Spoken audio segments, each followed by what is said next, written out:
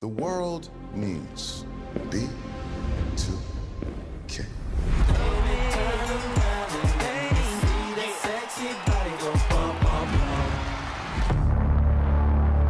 B2K's breakup was a huge shock to their fans.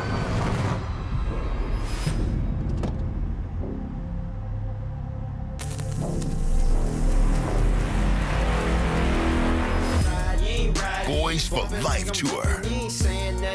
Grizz Nation, Friday nights just got a whole lot better. Introducing Buckets and Brews, the ultimate way to tip off your weekend. Every Friday this season, grab a terrace-level ticket to the Grizz game and two 12-ounce Miller Lights for just $55. Get great seats, cold brews, and Grizzlies basketball. It's everything you need to start your weekend off right. So get the deal that's too cold to hold. Go to grizzlies.com/Friday to lock in your tickets today.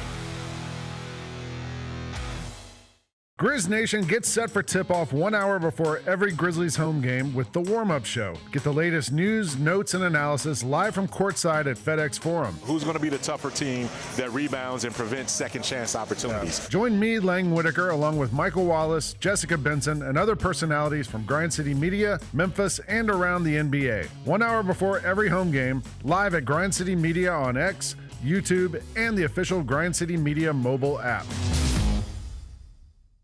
Jeff Dunham, Artificial Intelligence, his all-new tour. Just a ham.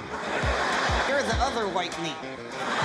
MJ, how can you be so smart on one hand and so stupid on the other? Well, you're half of it.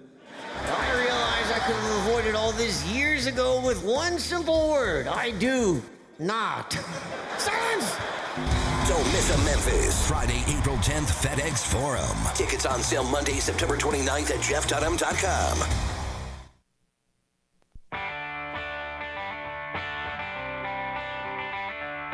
Live from the Built Ford Tough studio at FedExForum, it's the Gary Parrish Show, presented by Ortho South, on YouTube at Grind City Media and the official Grind City Media app.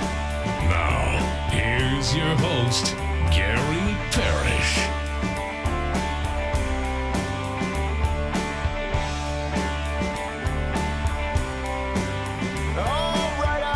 My name is Gary Parrish, speaking to you from Midtown Manhattan, New York City. Bennett Doyle back in Memphis producing the program. Glad he's with me. Glad you're with me. Hope you're getting through the day best you can.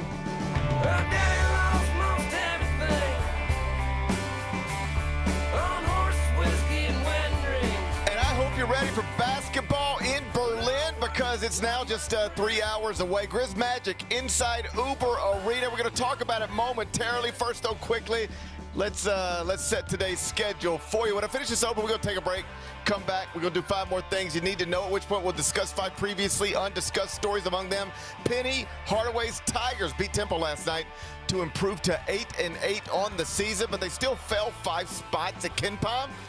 Down to 90th now, 1 spot behind Colorado State, 1 spot ahead of Yale. That's where we're at. We'll talk Tigers in about 25 minutes. Our friends from Nashville, Vanderbilt, their basketball team took their first loss of the season last night, got blown out at Texas. So now there are only 3 undefeated teams left in college basketball. We'll spend a few minutes on that a little later on in the show. Bennett sent me a video of a fight earlier today. I watched it.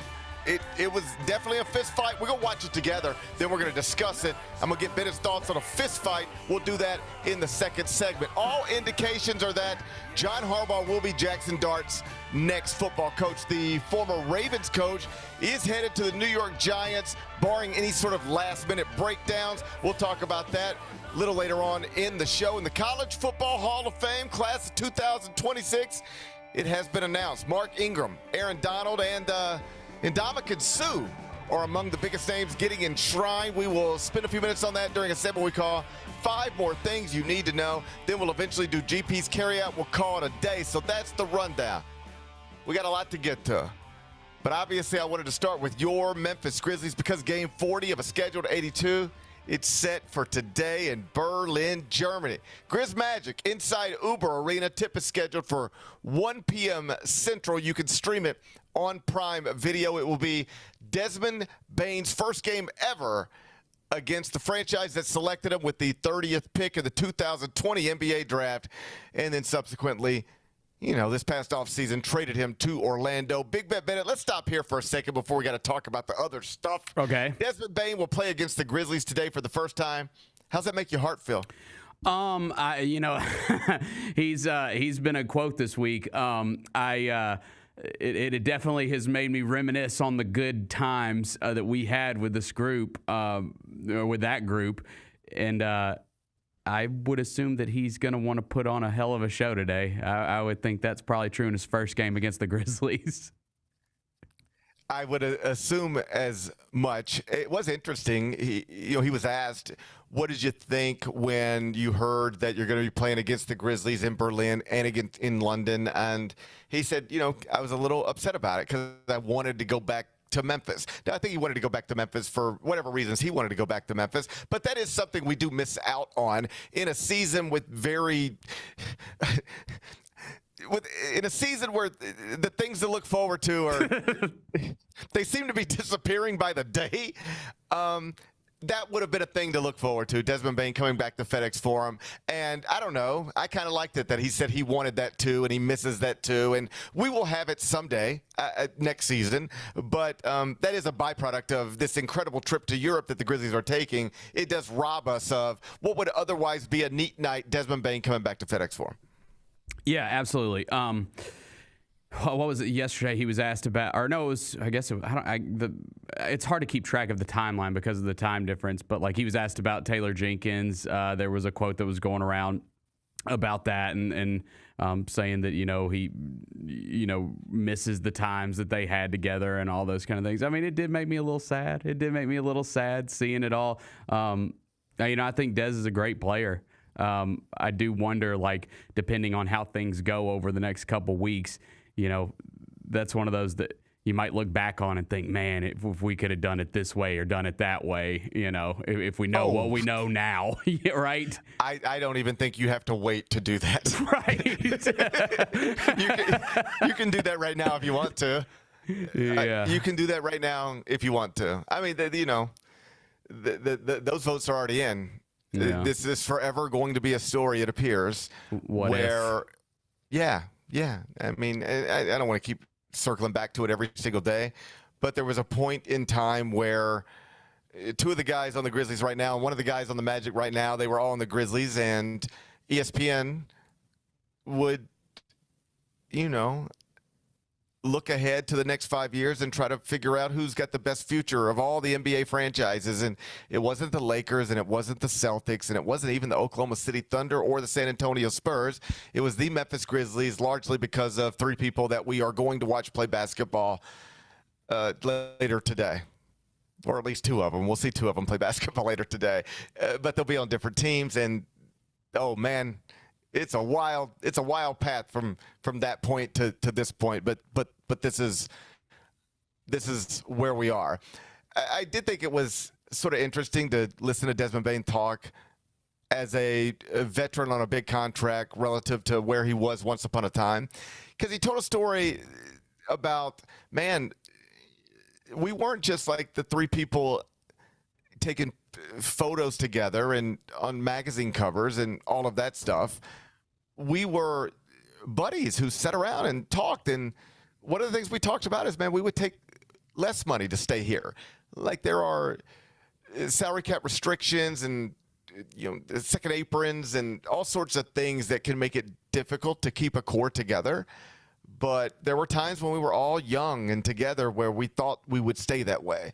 And we would even say things to each other like, hey, if I got to take a little less to stay here with you, I would take a little less to stay here with you. And if you would take a little less to stay here with us, then we could really turn this thing into something nice. And to just hear those words and then contrast it with where we are on January 15, 2026, just again, a wild path to go from that point to this point. And what Desmond also explained is that as you get older, you realize that those are all cute, naive, young conversations to have. But in reality, as you get older, you realize that's just not the way this stuff works. It never, almost never, plays out the way you imagine you would like for it to. it almost never plays out the way you hope for it to. And this is true not just with basketball players. I think you could do this with almost any traditionally successful band of all time. Maybe not any, but certainly most. There is a moment where you've got young, ambitious, hungry, just happy to be here, can't believe they even, walked onto this stage. And they say, man, I would do anything to keep this forever. And the money doesn't matter. We can split it all evenly. Man, isn't this amazing? But as the years go on, things happen. And the things that didn't used to matter, they suddenly matter a lot.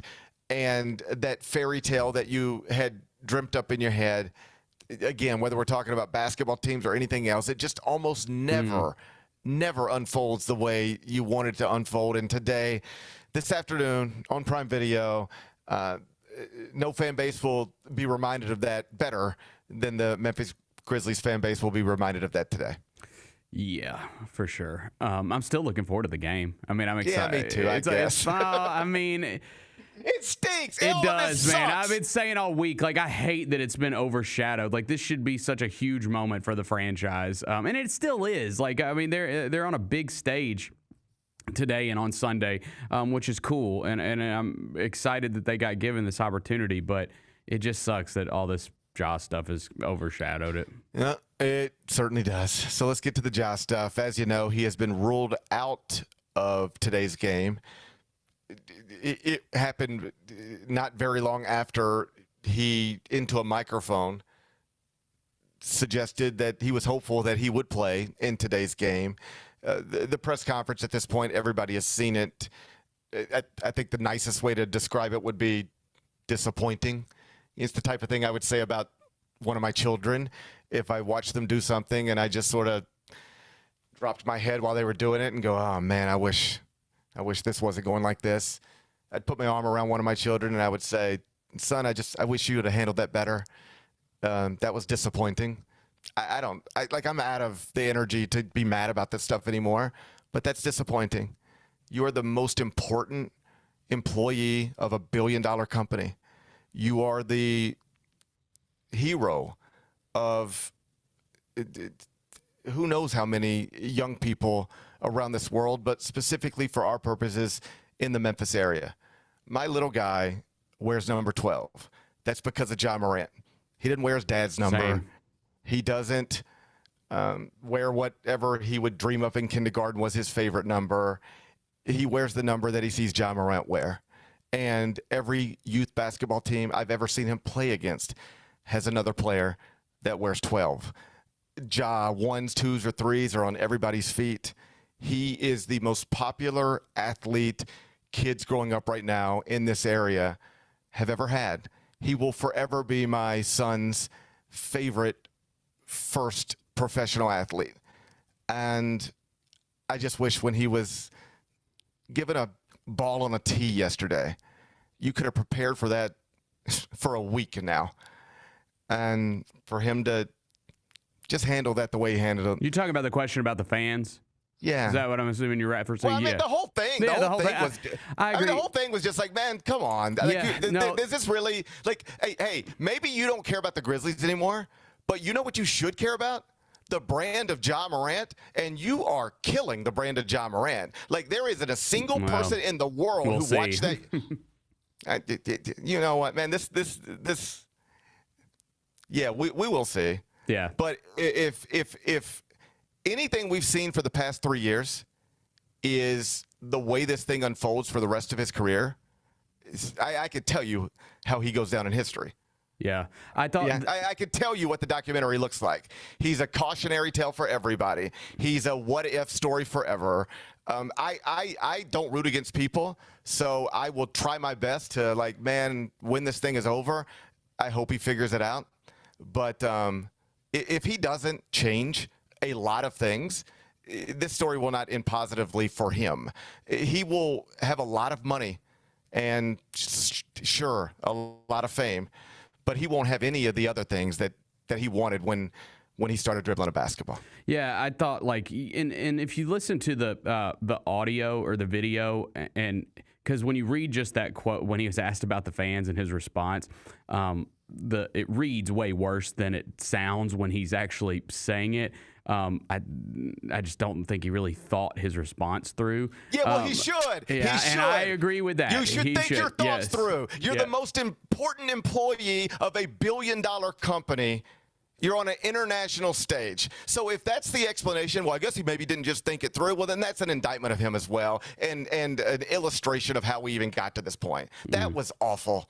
It was just as awful as not just as awful, but like that was embarrassing, bro. You like if you don't care about the Grizzlies and you don't care about your team, and you don't care about your coach, you don't care about your fans. That's on some level seemed you didn't do a good job of suggesting otherwise. You should care about you. And that was bad for you. Nobody watched that press conference yesterday and said, man, what did the Grizzlies do? They watched that press conference yesterday and went, what's the deal? Like, what's wrong with him? What's wrong with him? Right, It's just right. It's just that's what happens. Every person outside of the Memphis market who doesn't wear Ja threes when they sleep looks at that and goes, what do you want them to do? Like, who wants that? Why do the Grizzlies want that? And oh, by the way, why would anybody else want that? Which is why the trade market is almost reportedly non-existent. Like, at what point do you look up as somebody who should be the face of the NBA and recognize nobody wants you in any sort of meaningful way in their franchise and go, Jesus Christ, maybe it is me? Like, how does that not happen at some point? It's a fair question. It's a fair question. It is a fair question. Oh, man. What a week this has been. What a week. What a week. I guess the big headline. It's not done yet. Or at least among the headlines. Yeah, it's not done yet. I guess the big headline, or at least among the headlines that have gotten some attention, Ja or some entity connected to Ja purchased a home in Miami. While Rachel Nichols, among others, are reporting that what they're hearing is that he would like to go to Miami, while Miami is reportedly trying to figure out what they should, if anything, offer for Ja Morant. What do you make of all that? I think that rich athletes buy homes in Miami and LA all the time. There you go. That's right. That's what I make of that. I can't really dig into it. There's no way that he had some like foreshadowing that he might be a Miami Heat player one day. Oh, well, now I'm not going to be that naive. I'm not going to say there's, yeah, I'm not going to say there's no way, but I am going to say that Ja Morant buying a $3 million home in Miami ain't much different than me buying a golf simulator. you know, like it's not, and I shouldn't put it like that, but you get the point. Ja Morant could phone could ring and somebody could say, hey, I've got a nice, kind of nice, like, nicer than most, but not the nicest home in Miami. I know you like to fly down here sometimes and have a good time. You want it? And he could just say yes, and it could happen like that. It's not that big of a deal when you're on a $197 million contract. Buying that home is not that big of a deal. So I'm not going to be so naive as to say there's nothing to it. Don't connect any dots. But I'm also not going to connect a bunch of dots without any further evidence that they should be connected. But it is interesting. Like my mom texted me about it. It was making the rounds. It was making the rounds. Yeah, oh yeah. My mom said, she sent me the link. She said, is this real? Because, you can't tell if anything's real on the internet anymore these days. No. So my mom was like, she said, is this real? And I said, it is. I said, yes. I think I hit her with a thumbs up. I might have hit her with a yes. Either way, I indicated that best I can tell it's real. And she said, well, that's interesting. And I said, well, I think I hit her with a thumbs up at that point. I was probably I was probably working, But it is interesting, but I don't know what to make of it other than it's a neat little headline that'll get clicked on a lot. Right. It was a nice-ass house. I will say that this all happens at a time where there's a report. And at this point, with Woj in retirement, outside of Shams and a few other people, I'm not absolutely sure who you can trust on this stuff. Some of the people who get a lot of attention for, according to sources, they mess up a lot these days. Some of the people who will be cited as sources on Ja Morant stories and have been already, like I know who they are. I follow him too. But I've also seen him mess up 100 times. So I don't know what to make of whatever. But there are reports out there that Miami is willing to make an offer for Ja Morant, but it would just be a salary dump. They'd take their little guard who can't stop gambling on stuff and whatever other salary they need, and they would just say, here, Memphis, you take this. It will help you in no way whatsoever, but it'll get Ja Morant out of your franchise. Bennett, how do you react to that? That would make me sick. I mean, I'm just being honest. Like you know how I feel. Like, I don't want to lose the guy, and if we lose him for absolutely nothing, that would be an even tougher pill to swallow. I might get way too petty, and let me be clear, I should never run a billion-dollar company. I should never run a basketball franchise. I'm not saying this is what anybody should do. But, man, I could put me in a vacuum. I could see myself getting way too petty. And there is no scenario in this world where it would be the you list all my options, and I would consider them all, and then I would put this one last. There is no scenario where I'm trading you to where everybody tells me you want to go, while they're offering me absolutely nothing, while suggesting the best value I can give you is just to get him out of your hair.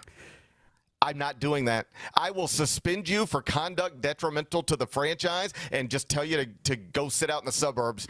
We'll play without you. We'll keep doing your direct deposits, but there is no scenario where I'm giving you to the place that you want to go. You have messed up our franchise. This is what I would say. I'm not going to bless you after that. We'll figure this out whenever we figure this out. But if the strategy at all here is to get into very public disagreements with teammates on practice courts to a point to where you're so disruptive, Kendrick Perkins and everybody else who talks about the NBA is going in front of a camera and saying they just have to divorce. They just have to be done. They just have to do whatever. No matter what it is, you just have to be done with it. If I could even get into my head that's part of the strategy here, I'm not giving you what you want. You will just sit here in Memphis and not play before I send you to Miami and watch you go smile. Well, and the thing is, because I saw Brian Windhorst say, that his value's very low right now, and that teams would be buying low if they were to trade for him. Of course, because he's arguing on the court. He's arguing on the court with his teammates in front of 1 million cameras in a way that makes every other franchise go. At some point, they're going to just want anything to get him out of there. This is like the way these things go. Yeah, but he's also the way that the reason that this is different from what happened with Trae Young and the Wizards is Ja still has years on his deal, so whoever gets him is getting him for multiple seasons. It's not like they have to get him and then hope that it's not like Kawhi in Toronto where they get him and then they can't re-sign him because he didn't want to be there.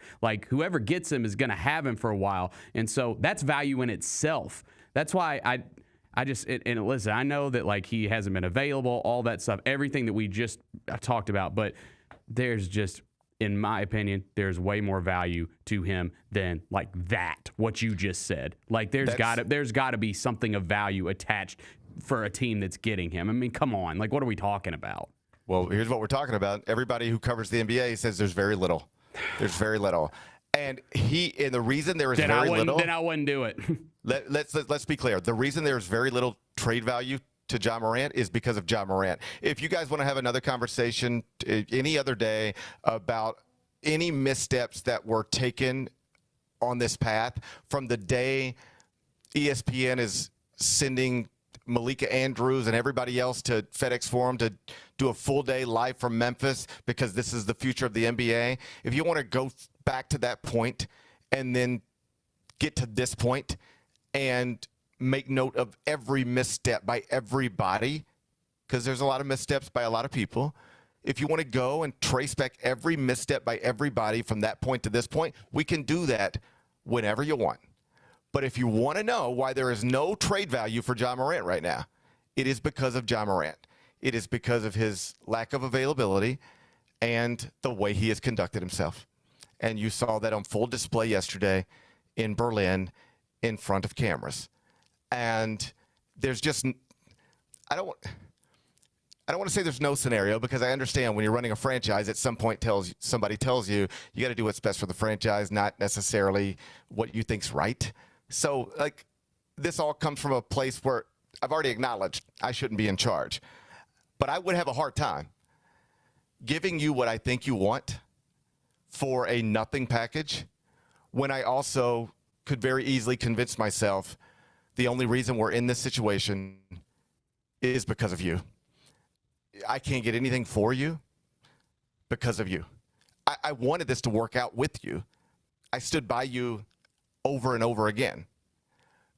Now it's pretty clear we have to move on, or the best thing to do is move on. And now I can't get anything for you because of you. And now I'm expected to send you to a place I'm told you want to go for nothing when the market has been suppressed because of something you've done, not necessarily us. I'd have a hard time granting that wish. I'd get petty. I'd get short-sighted. But I'd lean toward, if the best thing anybody's going to offer us for you is some expiring contracts, you know what? Just, you don't have to be with us anymore. Like, there's lip readers, you know. I think they've broken the whole thing down at this point. If you don't F with the Grizzlies anymore, okay, that's cool. But you ain't going to go play for the Miami Heat. We're not sending you there right now. So you can go sit out, you know, in your nice home. And, you know, we'll figure this out in the offseason.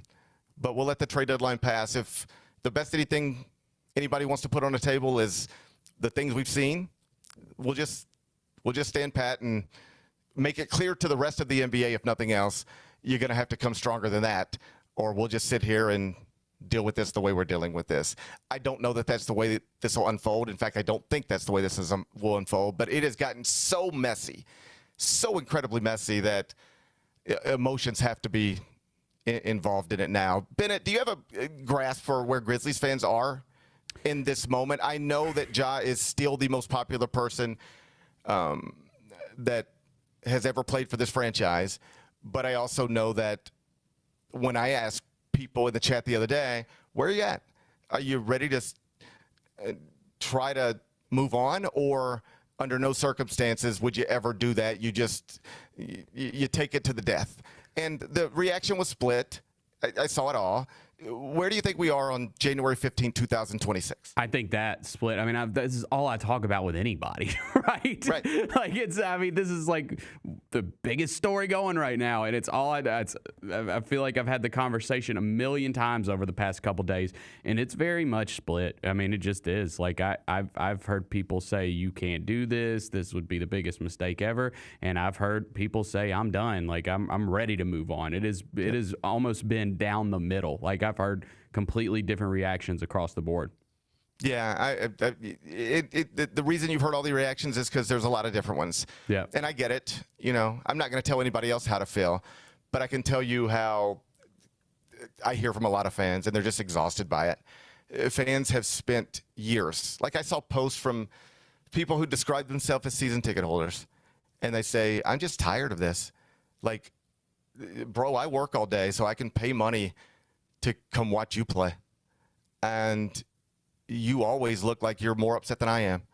You're on a $197 million contract, and you never seem happy, or rarely seem happy, or too often seem the opposite of that.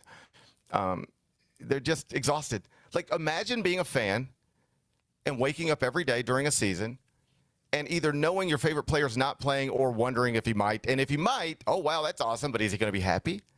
And then, like, you get a whole nother ingredient into this conversation with the way he played in the season so far, which is like, is he even any good anymore? Which I think that's overstated, but, like, that's another aspect of it. It's just tiresome. It's just, it wears you out. And so I will never sit here and tell you with any degree of certainty the Grizzlies will be better off with Ja Morant. The only thing I will tell you with certainty is that nobody ever wanted to get here. This is not a conversation anybody ever wanted to have. This is not a spot anybody wanted to be in. We're heading into a big game in Berlin that has been discussed since the offseason, and today we should be talking about different things. It stinks that we are in this position. I won't promise you that the Grizzlies will be better off without Ja Morant. I can promise you that a weight will be lifted off of everything if this thing is over before the trade deadline. It's heavy. it's heavy.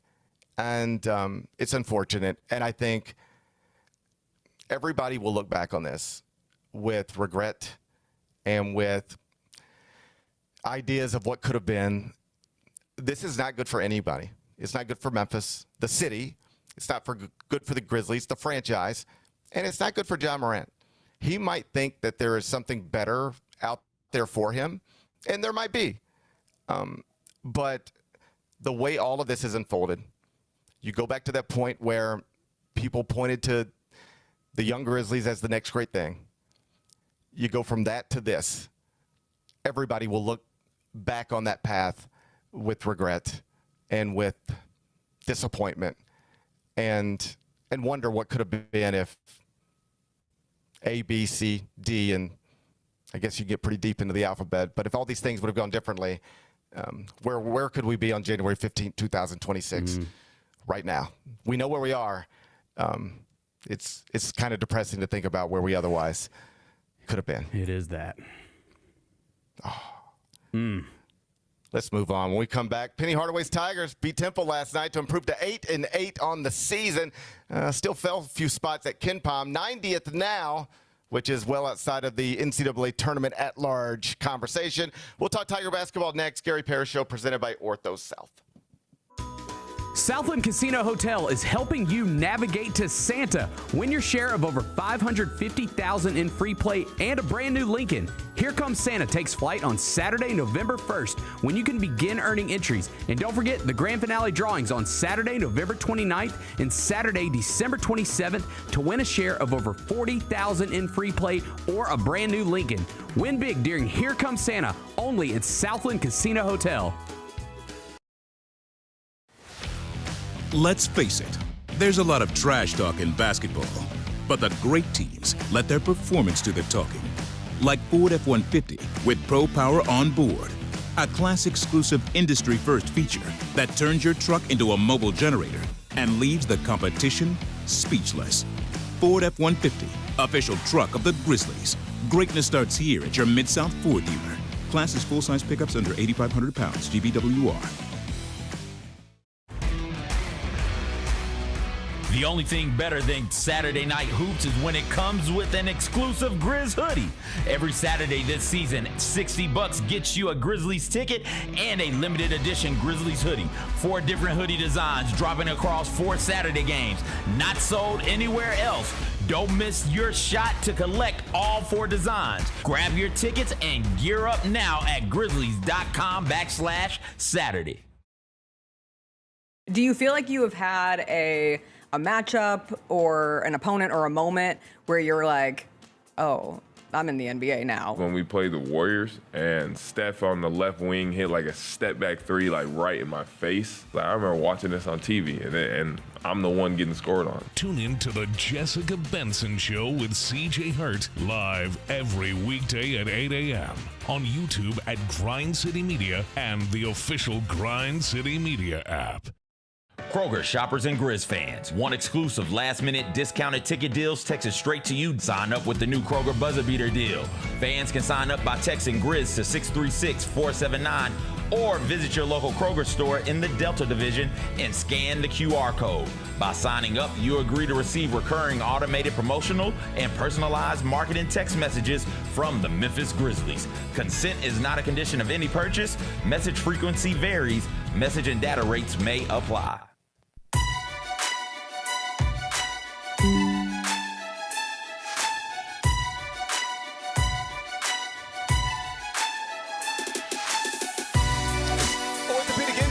Unpredictable, unforeseen, and unscheduled. Ortho South understands this better than anyone. Since your injuries don't make appointments, you don't need to either. That's because Ortho South welcomes walk-ins during the weekdays and the evenings and even on Saturdays. So next time an unforeseen injury makes an unscheduled appearance in your life, visit orthosouth.org to find your nearest urgent care location. Just walk in and Ortho South will take care of everything, especially you. Learn more, orthosouth.org.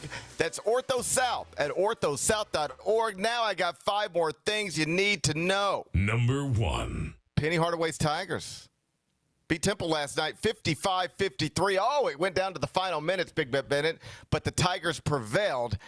Missed dunk at the buzzer, but We don't need to focus on that. 55-53 was your final score. It's a victory that's the good. It's one that was so unimpressive that it sent you the wrong direction in the computers, down to 90th now at KenPom. What'd you make of what you saw, if you saw it at all? I do not think you should drop in KenPom if you win a game. That seems a little unfair to me. All right? That suggests you don't understand how math works. F that algorithm. I don't agree with that one bit. A win is a win. Okay. No, it was, first off, I didn't like...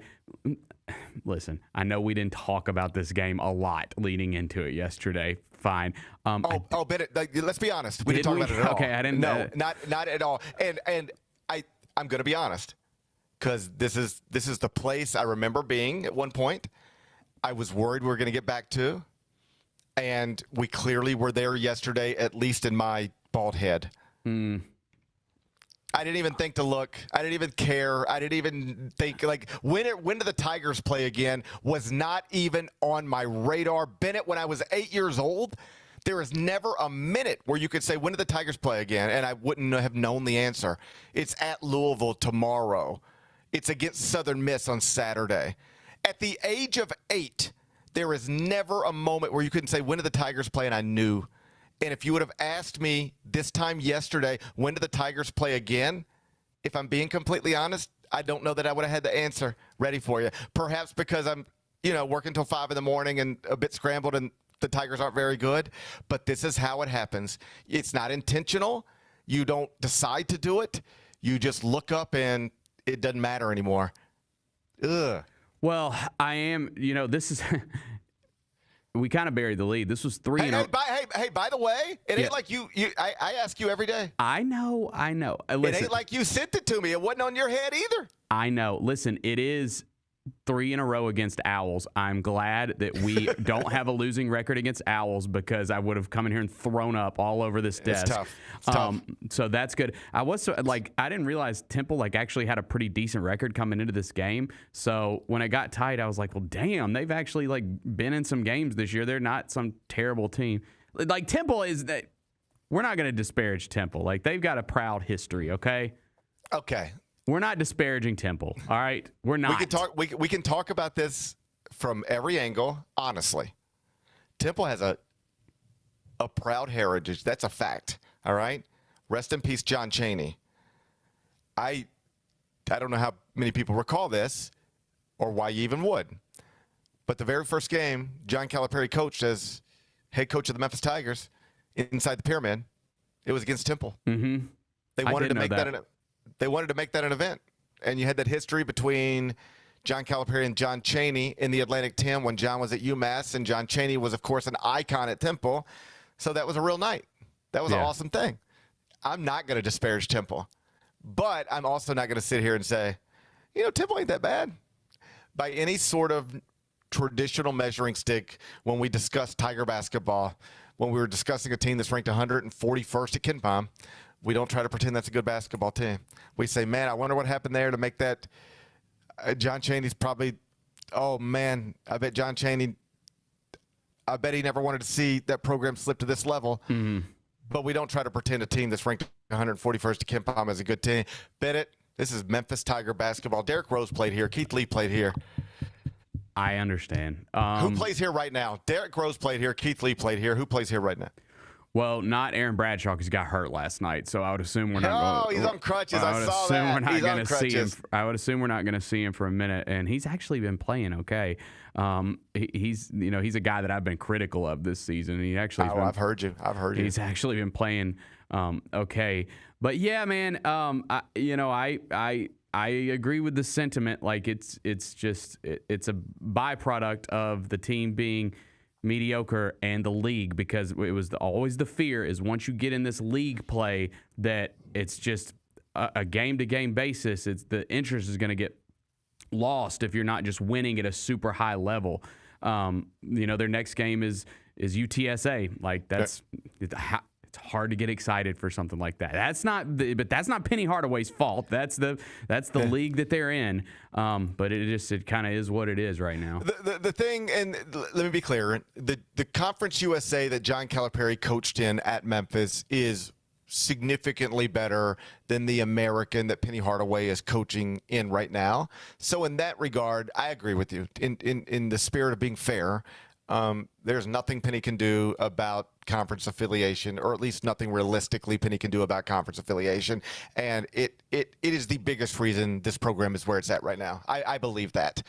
Like you can have whatever thoughts you want to have about Penny Hardaway, but the truth is, once upon a time, he could recruit Jalen Duren, Amani Bates, and James Wiseman. All right? He did that. All right? The sport has changed. The conference has changed. And it has made it impossible for him to do that now. I think most people would tell you, forget what most people would tell you. Just look at the recruiting rankings. John Shire is probably if you're just figuring out who gets the best players more often than not, it's probably John Shire at Duke, right? So you could reasonably, by any sort of traditional definition, say John Shire is one of the best recruiters in the country. Okay. You could give John Shire the Memphis job tomorrow. He can't recruit the next James Wiseman. He can't recruit the next Amani Bates. He can't recruit the next Jalen Duren.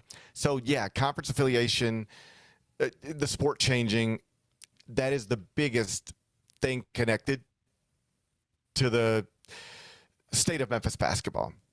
But I will say, there was a time where, yeah, maybe the schools in that Conference USA were better than the schools in this American, but they still weren't, for the most part, schools you cared anything about. I mean, you had some, a Cincinnati in there and a Louisville in there and whatever, but for the most part, there's also some East Carolinas and stuff you just didn't care about. But one thing John Calipari, one way or another, was able to do, and I don't even think this is a fair standard, because the John Calipari standard is a standard nobody's been able to match anywhere ever. But one thing John was able to do is convince people, you don't come to see who we're playing, you come to see us. You come to see the Tigers. It'd be awesome if we were playing, Indiana, but if we're playing Indiana State, you should still be there. If we're playing Southern Indiana, you should still be there. And he was able to get people to respond to that in a way that I don't think could be replicated today by anybody, perhaps not even him. But in that time, he was able to do that. And so that is what we think of when we think of Tiger basketball. And it should not, I want to be clear, be where it's at right now. But it's hard to touch that or even get close to that in playing in a league that has literally no programs that your fans respect or care about.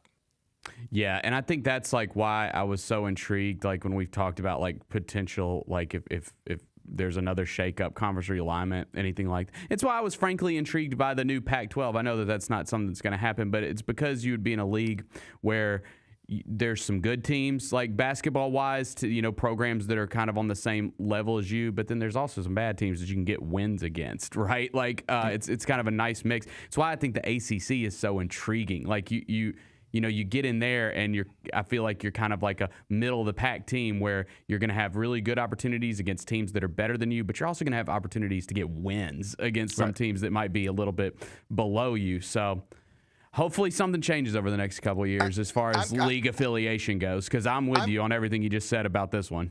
I'm going to trust that this isn't where my alma mater is for the rest of my life. Yeah. I'm going to hope that I live long enough to not see my alma mater play in this league forever, because I don't even say that from a position of because they win every game and they win every championship and it's boring, because they don't do those things. All right. No, it's not. No. It's not that. It's just that you can't care. You can't get right. You can't get a it's fan not base. Saying we're better than all of y'all. Well, it kind of is, but you can't get your fans to care. You can't get your fans to care. In a market where you have an NBA franchise, so the things you're conditioned to care about are the Golden State Warriors and the San Antonio Spurs. You can't get those same humans to care about Charlotte and North Texas and UTSA. That's just at Rice. That's where we're at.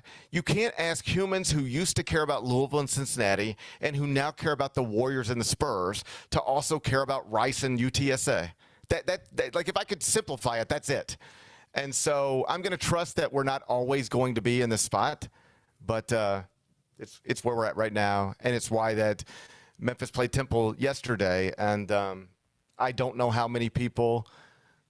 If there was a moment in 2008 when 17,000 people were in that building, if you could take all the people who are still alive from that night and ask them honestly at noon yesterday, did you know Memphis and Temple were playing last night? I wonder how many could honestly say yes. And whatever the results of that poll would be, that would be an indication of where we are. So it is what it is. 55-53, Memphis beats Temple, 8-8 overall, 90th at KenPom, 3-1 in the American. Next game is Sunday against UTSA. And don't hit that button yet because let's go on a run. If I look tired, it's because I was up very late last night. I was wondering, did you sleep in your TV outfit? No, I didn't. No, I did. Here's the honest to God truth. No, I did not sleep in my TV outfit, but I had to pre-tape some halftimes for CBS Sports Network this morning. Sometimes, like, the way I understand, I don't know anything about TV other than, like, where the cameras are when I'm sitting on a desk. And even then, sometimes I get confused. But the way I understand it is, like, anytime you see us in studio, CBS Sports Network, like, this is the way it's described, just to turn the lights on. And that means, like, to have a operation tonight. Once you factor in talent, crew, producers, directors, runners, blah, blah, blah. The way I understand it, it's like $40,000 just to turn the lights on. If you ever see me on TV, just know that bare minimum, it's $40,000 out the door. Here's my real value to CBS Sports. I could save you $40,000 if I just put on the jacket, turn on my computer, and do a halftime show. All right? That's nice. You know That's what? security right there. I hope so. I hope so. Someone in that studio appreciates you today. What I'm hoping is that somebody says, man, GP worked till 2 o'clock in the morning, got up, knocked out 2 halftimes, and saved us $40,000 today. That's nice. That's what I'm hoping. Yeah. That's what I'm hoping people think. But I don't know. I've never had these conversations with anybody other than you. But that's what I hope. So I got up and I did 2 halftimes. You can watch them tomorrow night. They will air tomorrow night on CBS Sports Network. You won't want to miss them. They're amazing. And so I knocked those out. And then I looked at the clock and I was like, and then I looked at the YouTube channel and I was like, I think I've been wearing white T-shirts every day. I think I've gotten so lazy. I'm just putting on white T-shirts every day. Or just so I don't know, it's lazy or busy. It's probably somewhere in between. And I said, you know what? I'll just keep this jacket on and I'll look professional today. Yeah, so good. I was hoping I would look kind of professional, but you make me second guess that. You think I'll just look stupid. No, I think you look great, man. I appreciate you dressing up for me today. Hey, what about my eyes? How do you think my eyes look? Oh, you look fine. You look normal. Okay, so true story. Last night, I'm in studio, and I know I got to do these things early in the morning, and I know I'm going to be up very, very late. And I said, hey, I don't know if you guys have noticed, because typically when you see me on camera, it's at nighttime. You know, we're in here doing basketball games. But if you ever see me on camera in the morning, oh, buddy, when I'm up till 5 o'clock, my eyes don't look so great. So do you have something I can drop into my eyes tomorrow morning before I go on camera to talk about like Toledo and Kent State and whatever else? And so I brought eye drops back to my hotel room, and I'm trying to get better as I age. This morning I got up and I did all the normal things I would do, shower, shave, whatever. But I also went drop. So I was curious, what do you think my eyes look like this morning? They're good. They're bright and shiny. I think You've you're seen good. them worse. Hey, I don't think they're I've perfect. seen them worse. Yeah. But you've definitely seen them worse. Here's what I want to tell you. The reason I was up so late last night, we had a triple header CBS Sports Network, and Utah State was our third game in our triple header. They win. They're 15-1. They're top 15 at KenPom. So we talked about this Memphis non-league schedule all off season. Like, they got to do this and do that and do this. And, like, they still got one more non-league game. And it's against a team that's in the top 15 at KenPom right now. I mean, dude, listen, that's great, just great scheduling. It is. Listen, I'm not gonna sit here and act like optimism. Hey, it is a Q1 opportunity. It's a Q1 opportunity. It's also an opportunity to lose by 22 on America's Most Watched Network. But I will never fault them for that is really good scheduling. I love the game. I'm just trying to tell you I'm with you. That's a tough one. They're gonna. Bennett, you got a beautiful wife. I imagine you guys are going to try to get together on Valentine's Day and at least hug a little bit or something. Yeah. And then you might, as a proud Memphis alum, be like, Oh, baby, the Tigers are playing. Let's turn up. Let's spend Valentine's Day watching the Tigers play. And what I'm trying to tell you is that the Tigers are playing on Valentine's Day at Utah State, and that place is going to be packed, and that school's probably going to have a number next to its name. And oh, buddy, you're gonna go, what did we get involved in here? That's okay. We're gonna retool, turn it around, and then get them back next year. That's what's gonna happen. They gotta come. They gotta come here. Hey, yeah. Well, hey, let's retool. Yeah. There's a lot of retooling going on in Memphis these days. There sure is that. I didn't plan to retool so much in the month of January. I did not think we would be retooling like this. No. I did not want to. I'm not against retooling, but it was not in my plans. You know. But isn't that what they say about plans? I think somebody said something like that. Yeah. I think somebody said something about plans right now. Yeah. It applies to us. Whatever it is somebody said about plans one time, I think you could apply it to the city of Memphis right now. Number 2. Vanderbilt took their first loss last night. They were 16-0 this time yesterday. Now they're 16-1. That's because they went to Texas and lost 80-64. So now there's only 3 undefeated teams left in the country, Big Bet Bennett: Arizona, Nebraska, and Miami, Ohio. I bet you there's not like, that's almost like Powerball Mega Million stuff. Like, hey, everybody, go to your local gas station, write down 3 names of schools that will be the only undefeated teams on January 15, 2026. Would anybody have had Arizona, Nebraska, and Miami, Ohio? No. No one would have got that combination. And like, go back to this time yesterday, it would have been Arizona, Nebraska, Miami, Ohio, and Vanderbilt. Like, good luck. Yeah. Vanderbilt was picked 11th in the SEC and was undefeated yesterday. Nebraska was picked 14th in the Big Ten and is still undefeated. This is a byproduct of a lot of things. First and foremost, probably Vandy and Nebraska having really good basketball coaches. But with NIL, revenue sharing, like, things have kind of balanced out a little bit. Or at the very least, you can be good basically anywhere at the power conference level if you know what you're doing and you have the resources to do it. That's the story in Nashville right now. But they took a loss last night, and now they got a home game against Florida on Saturday, which could go down as, the biggest game they played at Memorial Gym in a long, long time. Go to KenPom in this moment.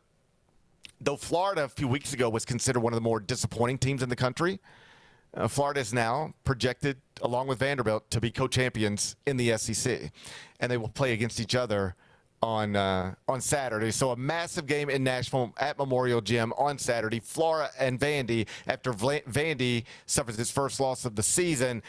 Never want to do that, I guess, but if your first loss of the season comes on January 14th, I guess you're doing something right. Number 3. All right, Big Ben Bennett. I woke up this morning. First thing I do is I look at my phone to see what time it is, because I never know what's going on. And so I have this I do have this moment. For a moment, every morning, I look at my clock and I look at my phone and I go, oh, I hope I didn't screw this up. Like, I hope it's not noon. I hope I didn't just sleep till noon. And so that's the first thing I have to figure out. Like, is it still before what time I need to be talking? And every morning so far it has been, so that's great. I'm waking up on time. So then I go, man, I wonder if I have any text messages. And sometimes it's something sweet from, people who are sweet, like, my family. And other times it'd just be like links from you. And so you sent me some links, and you take it from here. Yeah, what did you send me? Yeah, this was at the Arkansas game last night. They got a win over who'd they get a win over? South Carolina last night. They blasted them. Beat them bad. And this was in the stands last night. There was a dude, and apparently, like, there's a description in the video, but there was a dude sitting in the crowd. And apparently he had like this is the video right here. Apparently, he's flipping off the people behind him. They're getting mad at him. They're getting mad at him because apparently he had something on his phone, like a swastika. And then you see he put his arm up, and he said, I saw that. And he looked said, like Elon a little bit. Yeah, and he said something that would lead you to believe that he probably did have a swastika on his phone that they saw, and he got his ass kicked for it, and rightfully so. Like. You come around spewing that stuff, like, you deserve what you get. You know what, Bennett? I'm not a violent man. I don't condone violence. But, sometimes you get what you get. No, you getting bye, buddy. Oh, yeah, pull his Sometimes hair. Pull his hair. Like hair pulling, I know people don't, I know they don't impress folks, but I think hair pulling, particularly in woman-on-woman fight, very effective. I mean, all I do is sit around and, when I have a moment to breathe, I just watch fights on Instagram, fights on Twitter, mostly Twitter. I watch fist fights all day long. And when it happens to be a woman against a woman, or at least when it happens to be a woman against a woman, I know that hair pulling is not impressive, but it's undeniably effective. It works. Yeah, that actually reminds me. When I was younger, I remember being at a show at the High Tone, and I think it was the old High Tone, maybe. And I remember a group of people walking in, and they had some stuff on their jackets that was Nazi propaganda. Oh, Jesus Lord, that's not the High Tone I love.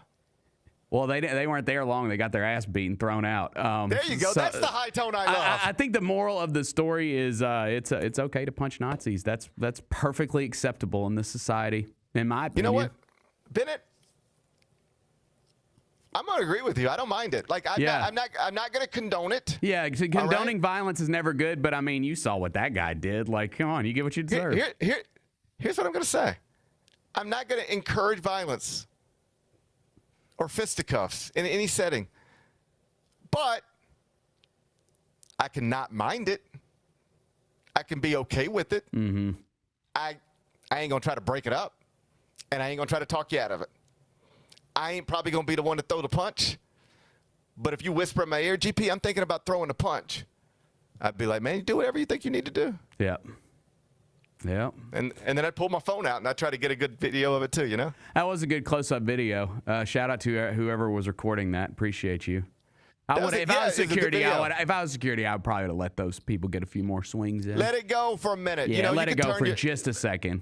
Turn your back for about 15 seconds. You can slip down them steps for a minute. You can stumble over some nachos. I would have let it go on a little longer too, Bennett. You and I agree on that as well. Hey, shouts to folks in Fayetteville. It ain't everywhere in this country you'd beat up a Nazi. I don't know if you watch the news. Nazis ain't that unpopular everywhere. Oh, I think it's still pretty unpopular, despite what you may hear. I mean, sometimes I watch the news, Bennett, and it makes me think maybe not, but I hope you're right. I'm just saying, shouts to Fayetteville. Yep. You stood up. You stood up for what's right.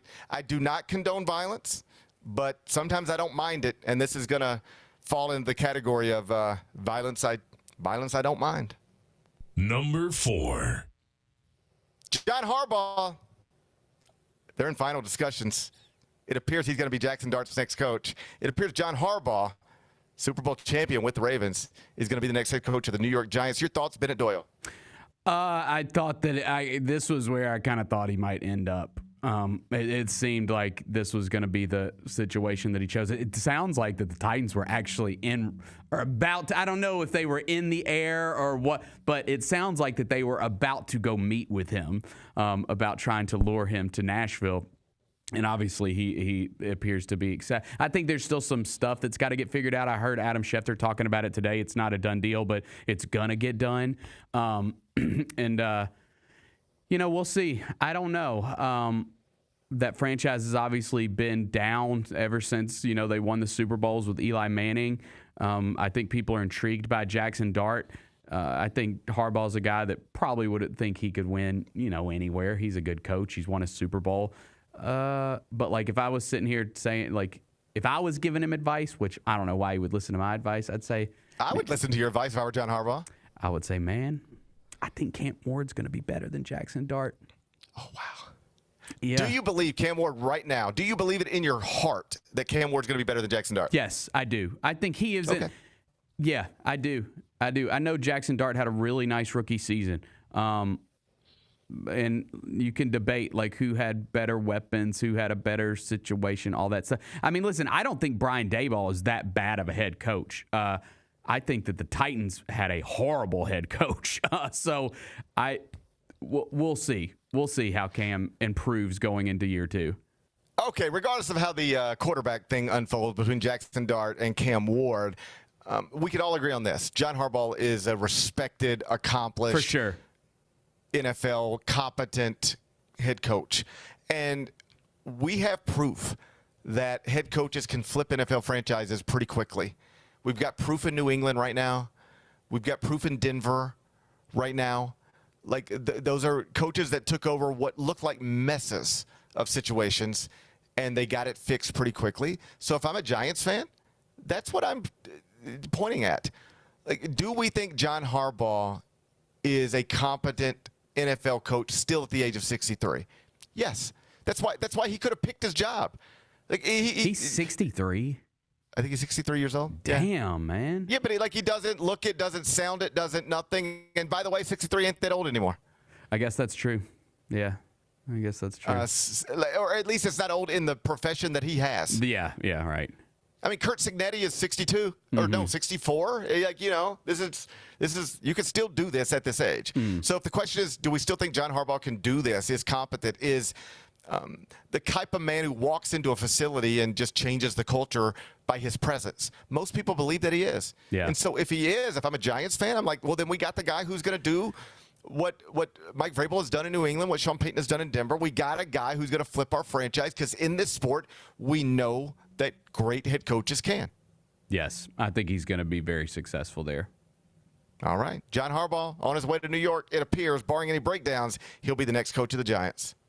Number 5. All right, the Hall of Fame class, College Football Hall of Fame.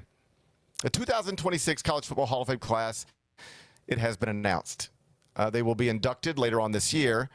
It is, among others, Aaron Donald, Mark Ingram, Gary Patterson, the former great TCU coach, Chris Peterson, the man who did wonderful things at Boise State, and Ndamukong Suh, former Nebraska star. So when I was reading the story yesterday, I was like, man, I ain't heard that name in a while. And I remembered that I think I saw Ndamukong Suh be awesome in person once upon a time. Did you? So then I started Googling.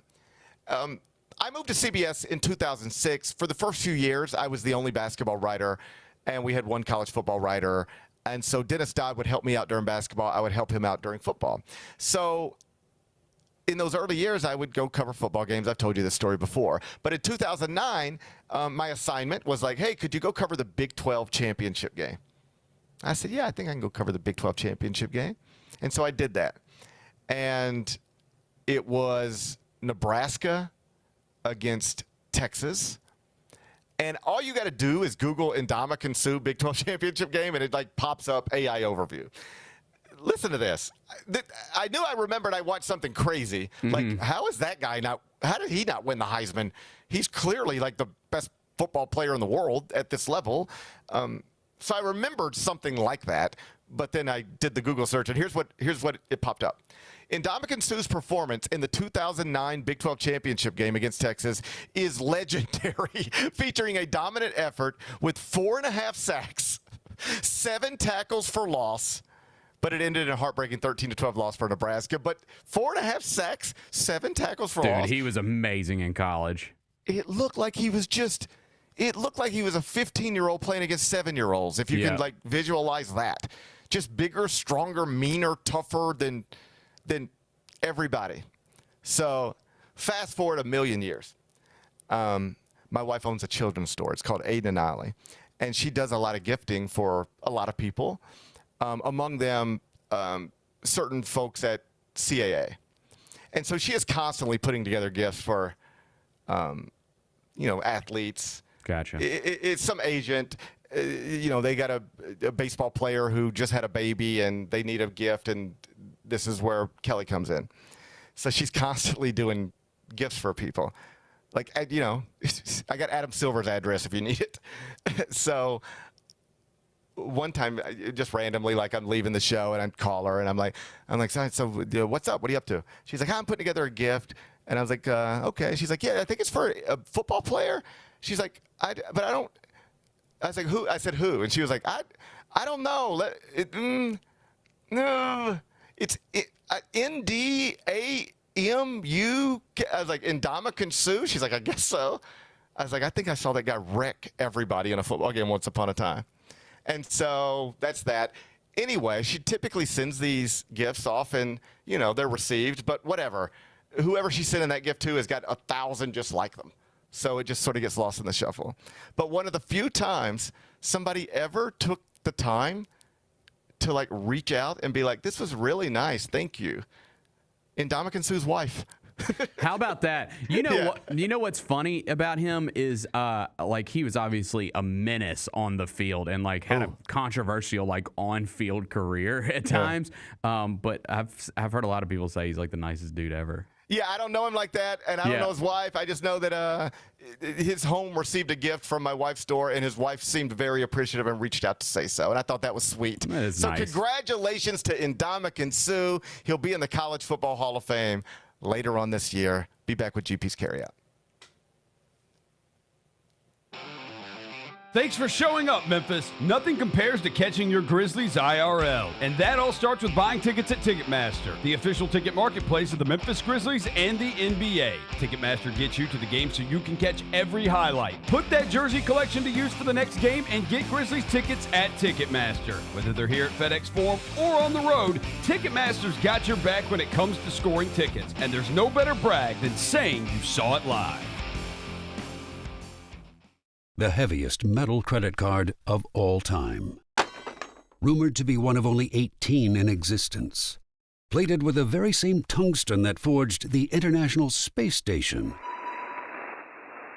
And wielded at business dinners like a samurai sword. It's a classic corporate power move. But the real power move? Having end-to-end visibility on your most critical shipments. FedEx, the new power move.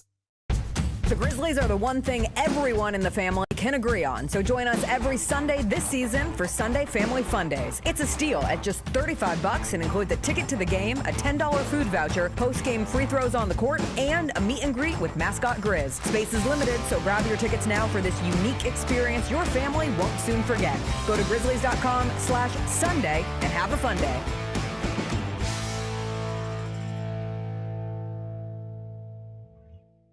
Grizz Nation gets set for tip-off 1 hour before every Grizzlies home game with the warm-up show. Get the latest news, notes, and analysis live from courtside at FedExForum. Who's going to be the tougher team that rebounds and prevents second chance opportunities? Join me, Lang Whitaker, along with Michael Wallace, Jessica Benson, and other personalities from Grind City Media, Memphis, and around the NBA. 1 hour before every home game, live at Grind City Media on X, YouTube, and the official Grind City Media mobile app.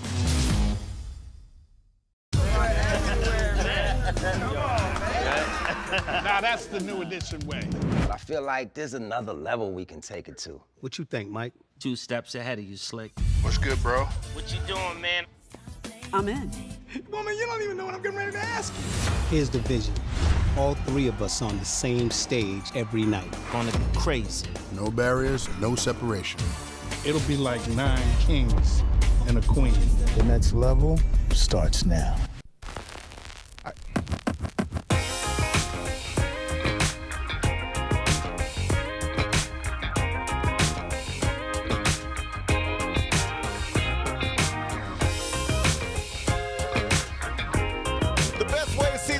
Is in real life, as you've heard John Roser say, and starting with the game against the Hawks on January 21st through the game against the Timberwolves on February 2nd. You can get up to 30% off of Grizzlies tickets at Grizzlies.com. Just use code GCMFAN.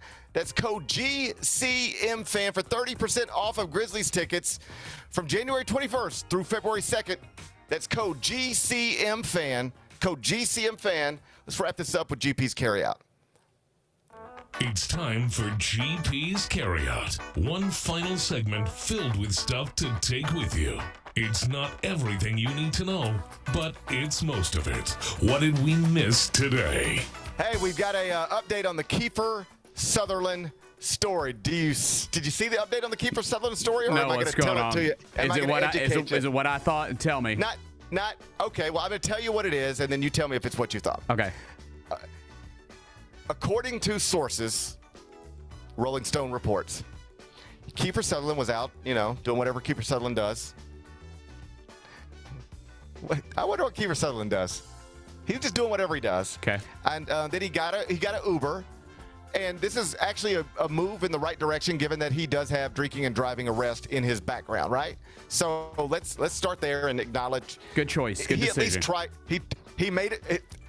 The night was going okay so far. If that was his first choice, he made a good decision. Mm-hmm. According to the driver, at some point, Kiefer Sutherland said, "Let me out." He wanted out of the vehicle. Mm-hmm. The driver was still trying to take Kiefer Sutherland to his home. Kiefer Sutherland said, "Let me out right here. Let me out of this car." The driver wouldn't let him out of the car. And Kiefer Sutherland allegedly said, "Let me out of this car or I will kill you." Oh, my goodness. I mean, we're just skipping right to "I will kill you." Yeah, it went straight from, "Hey man, let me out of the car," to "I'm gonna kill you." I would think maybe and "let me out or I'll punch you in the face" would be. Let me out or I'm gonna leave you a bad review is probably where I would start. That's where you would start. Yes, good call. Good call. Leave me out or you're about to get 1 star, buddy. Mm-hmm. All right, but Kiefer Sutherland, the star of 24, he went straight to I'll kill you over this. And like, you're an Uber driver. I don't know how you handle that. I mean, the star of 24 is telling you, like, you've watched this guy kill. For 5 seasons. You watch this guy kill for 5 seasons. You know what he's capable of. Now he's telling you he's going to kill you. What do you do? So why does Kiefer Sutherland need to get out of this car in this way before he gets to his home? I've got a theory. He's about to piss himself or get sick. That's what it is. Yeah, that sounds right.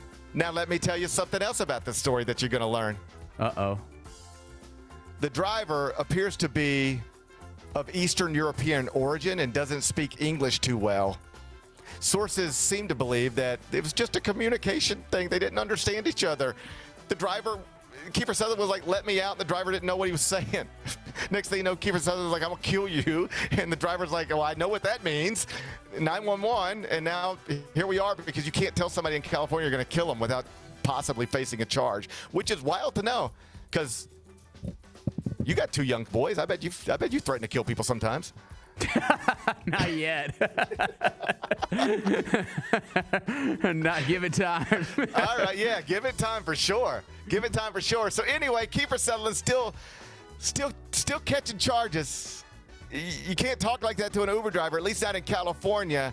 It sounds like he might have just been like on the verge of getting sick or needing to go to the bathroom and didn't want to do it in the back of a car. So that is why I would ask an Uber driver to let me out before I got to my location. It would be because, man, I'm about to get sick or I've got to really go. You got to pull over. That's what would make me want to kill an Uber driver if he were refusing my request. It would be that I'm about to urinate in your car or get sick in your car. Please pull over. So I'm going to reserve, just like yesterday, I'm going to reserve judgment on Kiefer Sutherland until we know the whole story. But we know more now than we knew this time yesterday. What's today's biggest game? Ben, I'm taking you to college basketball. CBS Sports Network, 9 o'clock tonight, Central. Gonzaga, number 9 in the country, at Washington State. Beasley Coliseum in Pullman. The Zags are 17.5-point favorites. The total is 157.5. How are you going to act? Man, you know what? I think I'm gonna go. I'll go with the Zags, but I don't feel great about it. I mean, they just hung in there at St. Mary's. Washington State did. I know that's different than the Zags. I'll go Gonzaga. I think they'll get it by 20. I'm going to Gonzaga next weekend. Are you really? I really am. Looking forward to that. I'm going to the kennel. Oh, buddy, you're going to see me inside the kennel. A week from Saturday, you're going to see me inside the kennel. Bennett says take the Zags tonight, minus 17.5. You can watch it 9 o'clock Central, CBS Sports Network. What are we watching on TV? Hey, Song Sung Blue is now streaming wherever you can stream stuff, right? Well, that was fast. That was fast, but like, this is how you make the real money. Is that true? I don't know. I don't know if that's actually true, GP. I don't know how you make the real money. But I did watch like a 4-minute clip of Ben Affleck last night. Mm-hmm. And he was talking about how you make the real money. He was talking about the film industry and how much it's changed and how difficult it can be. And one of the things that stood out to me is he said one of the things that hurts big theater releases now is that Americans have conditioned themselves to wait. Like it used to be like something's in the theaters and it was like this. it's in the theaters, and maybe you can rent it at Blockbuster in 4 months. Mm-hmm. And then maybe it'll be on HBO in 9 months. I'm just making up numbers, but you get the point. And now it's like, this is the biggest movie in the world right now. It got released today. It's in theaters tonight. I can probably stream it in 3 weeks. I'll just wait. And that's hurting the theater industry. Either way, here's what I'm trying to tell you. I gather a bunch of people probably did this with Song Sung Blue. You're intrigued by the story. You love Craig Brewer. You want to support him. But, man, you ain't got time to get out to the theater. Well, now you can support him at home. So do that. Stream, rent, buy Song Sung Blue, Apple TV, and wherever else you do such things. What's the best thing we've read? Well, over at CBSSports.com, I have updated the top 25-1. I wrote about Vanderbilt taking its first loss of the season. They got killed on the boards, shot 36% from the field, allowed their opponent to shoot above 50%. Their SEC Player of the Year candidate, Tyler Tanner, did not really show up, 5 of 15 from the field. So that's the story from last night. Vandy was undefeated going into it. Road game against a possible NCAA tournament team, and they just didn't show up. It happens sometimes at the power conference level in arenas like that. If you want to read about it, you can find the top 25-1. It's over at CBSSports.com. What's on tap for tomorrow? Well, tomorrow's going to be Friday. We will look back at the first 2 games between the Grizzlies and the Magic. We'll start looking ahead to the second of 2. If anything happens in the Ja Morant world, I'm sure we'll spend time on that. The Chris Vernon Show is coming up. Abbreviated edition of the Chris Vernon Show. Abbreviated edition of the Chris Vernon Show, because we got a basketball game to play in Berlin. We do. So hang around on Grind City Media. I'm going to talk to you tomorrow. Till then, be careful, be kind, be good. Rep your hood. How are you able to release and have an instrumental song become a huge deal? And I forget who the disc jockey was, but he put the wrong side on. He put the Green Onions by mistake and played the B side instead of the A side. No! And that's when the change happened. These people started to call the station and say, play that song again. The Chris Vernon Show, live on weekdays at noon on YouTube at Grind City Media and the official Grind City Media app. Kroger shoppers and Grizz fans.